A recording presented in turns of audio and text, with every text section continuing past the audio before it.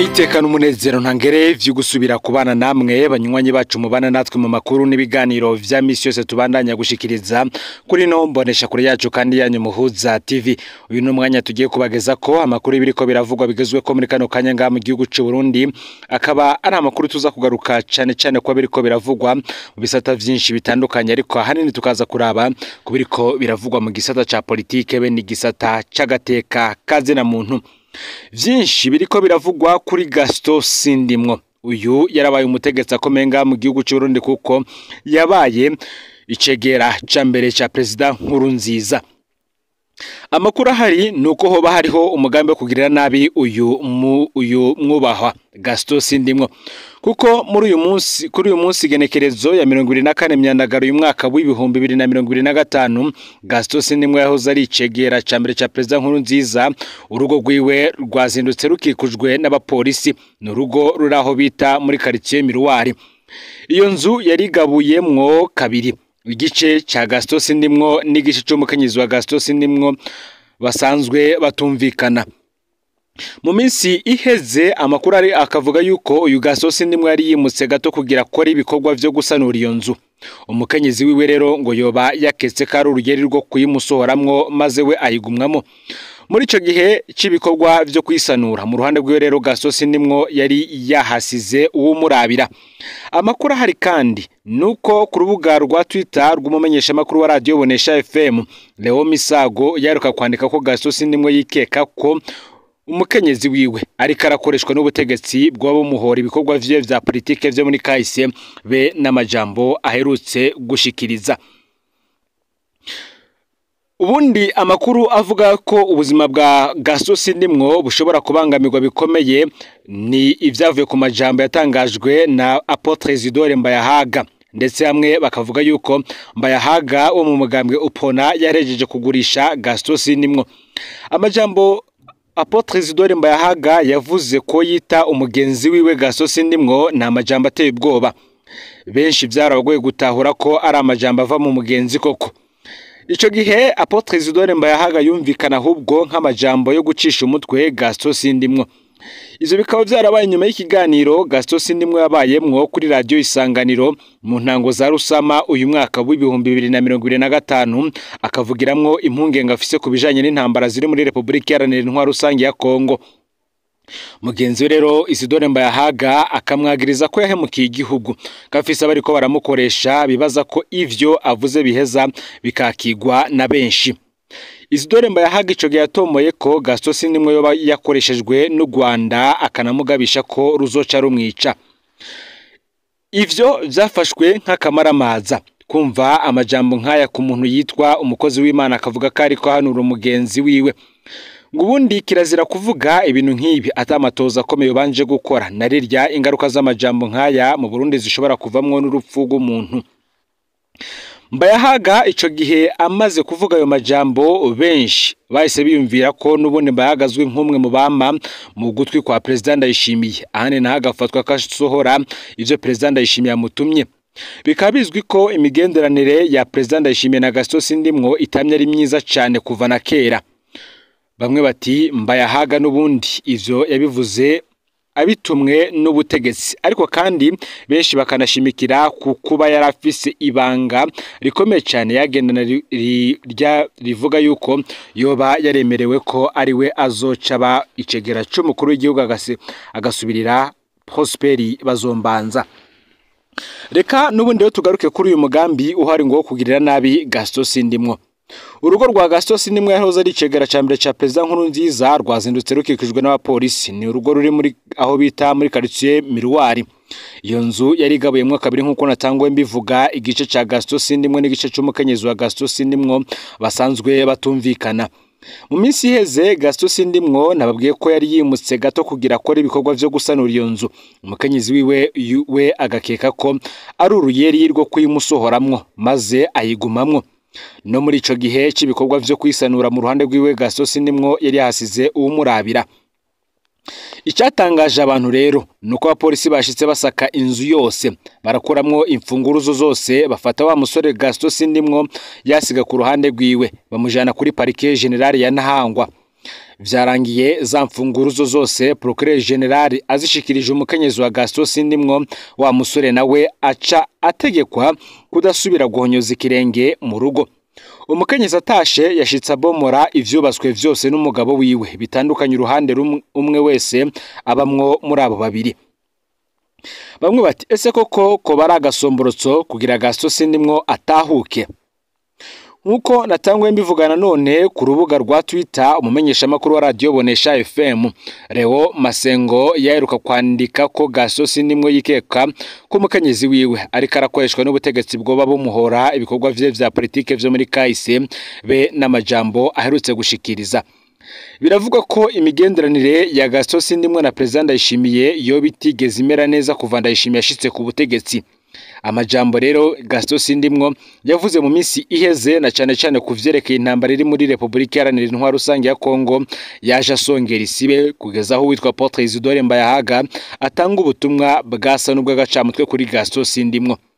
Mbayahaga we ngo avuze aba yatumwe nkuko abenshi bamaze kubimenyera kuko vyarabaye kuri Arengiyome Bunyoni, biraba kuri Gervais Ndirakobuca nubwo benshi batabimenye, gusa kandi nanone biragarutse kuri Gaston Sindimwo.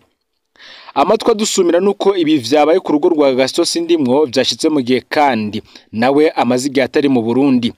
Hari abakeka ko yahunze igihugu, hari n'abavuga ko yoba ariko arasaba ubuhungiro muri kimwe mu bihugu vyo ku mugabane wa Buraya. Kubona Procureur General yaduka kivanga mu rubanza rw'amatati agasohora umusore Sindimwo yasize mu nzu agafata imfunguruzo zose akazi umukenyezi wa Gaston Sindimwo kandi atarubanza rw'ivyaha ruriho ngo bisa no kurondere icoshavuza Gaston Sindimwo akaca ataha gihutihuti kugira ntanyagwe ivyiwe. Gushobora rero kuba ari umutego kugira Gaston Sindimwo atahe ace afatwa. Ikiganiro ku nama ca Radio Isanganiro Gaston Sindimwo yabayemwe muri Rusami heze ngo carabaye imbarutso rero y'ishavu rikomeye mu bategetsi bo hejuru. Amatwa dusumira abakoresheje ico kiganiro bose boba baratumwe ko mu nzego z'iperereza kwisigura. Kuba Gaston Sindimwo rero we nyene kuvuga atigeze hamagarwa kwisigura ngo ni ikimenyetso kibi cyane ko ashobora kuba afite umugambi mubi ngabamushikira bo mubwira akicunga. Ibirera akabari biriko biravugwa cyane kuri Gaston Sindimwo yahoze ari cegera cyambere ca President Nkurunziza, aho rugo rwiwe rwazindutswe rusakwa n'igifishe c'abapolisi ndetse imfunguruzo ziwe bakazitwara n'uwo yasize kumurabira ingene ibikorwa vyo gusanura igice abamwe mu nzu yiwe iherereye muri quartier Miruwari biriko biragenda nawe agacabwa itegeko ryo kudasubira guhonyoza ikirenge ngaho, ahubwo nawe imfunguruzo zose Procureur General de la République agahitamwo kuziha umukenyezi wiwe. Mu yandi makuru kandi reka tugaruke kubiba biriko biravugwa no mu gateka kazina muntu. Hari kwigenekerezo ya 10 muranunga hari kwigenekerezo ya 4 Kigarama mu mwaka wa 2015 ku mugoroba kumutakura. Epipode Ngabirano yaravuye ku ishure muri ANS aho yari yiga mu mwaka wa mbere wa Génie Civile. Agezaho yaba kwibarabara rya 11 kumutakura yarinjiye haci akanya soka kugura ikaramu ku kabutike ko hafi. Niho rero yabone imbonera kure Celestin Nduwimana bava hamwe ikazira abageni muri Nyanzarake, abona imaza akanya ku telefone ayirangira abagenzi aho ku butike. Haciye akanya babona haje kamyonete y'ibyo bitabona ihitana yambonera kure iziriruka hamwe ku butike abarimwo bacakira Epipode Ngabirano baterera mu modoka baragenda. Epipode Ngabirano yarasanzwe kandi ari cegera c'umukuru w'urwaruka rwa MSD muri zone kazira abageni. Yarazi ko ahamwe n'imbonera kure bagenzi we bari barahunze, ariko Epipode we yavuga ko ashaka kwiga kugira azofashe nyina yarasigaye areza abana wenyene kuva babuze se. Epipode rero yagiye afise imyaka 21 ntiyagarutse. Hakaza Elvis Nkundwa na Cassien Mvuye kure barabaskuti muri Unité Sainte Floria mu Ngagara. Uwo mugoroba nabo bari bavuye mu bikorwa vy'umuhari vyabereye kuri Lycée de la Dignité mu Ngagara. Batashe babanje gushikana abana bato bato mu mihana yabo, nabo babona gutaha aho baba kwibarabara rya 10 kumutakura. Niho bumva ko abagenzi bariko basangira agacupa mu kirabo kwa Isaac kiri kwibarabara ry'icenda izero ya kabiri aho kumutakura. Aho niho rero abasirikare babasanze barabafata. Elvis we yagiye afise imyaka 29 yavaho kumutakura nyene mu gihe Cassier yari afise imyaka 25 rero umustajeri muri Regideso yava muri commune Kayokwe. Bose bari bariyamirije ikiringo ca gatatu ca Nkurunziza. Emmanuel Ntahomvukiye na Papi Ndayishimiye bari abagenzi nabo baba muri quartier Bukirasazi ya zone Kinama. Uyo mugoroba baratashe bavuye ku buzi mu gisagara ca Bujumbura. Umwe yari yahembwe aca guha umukenyezi w'amafaranga yo gusuma, hanyuma aja kubaririza impuzu kumutakura. Avuyeyo aja gusangira agacupa na mugenzi we. Batashe rero binjiriye ku ibarabara rya 12 rya Mutakura. Aho ni abasirikare babafatiye babajana imbere y'ikirabo kwa Isaac.